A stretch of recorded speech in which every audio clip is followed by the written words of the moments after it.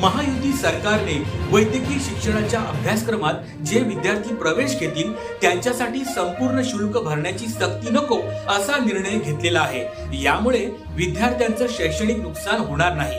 राजश्री शाहू महाराज शिक्षण शुल्क शिष्यवृत्ती योजनेअंतर्गत जी रक्कम विद्यार्थ्यांना मिळते ती रक्कम बँक खात्यात जमा झाल्यावरच विद्यार्थी महाविद्यालयात जमा करतात। त्यामुळे आता विद्यार्थ्यांकडून 50% रक्कम प्रवेश घेतेवेळी घेणे अपेक्षित आहे असा निर्णय शासनाने घेतलेला आहे। यामुळे पात्र विद्यार्थ्यांना शिष्यवृत्ती स्वरूपाचे शिक्षण शुल्क बँकेत जमा होते ते प्रवेशाच्या वेळी घेऊ नये असा महत्त्वाचा निर्णय शासनाने घेतलेला आहे।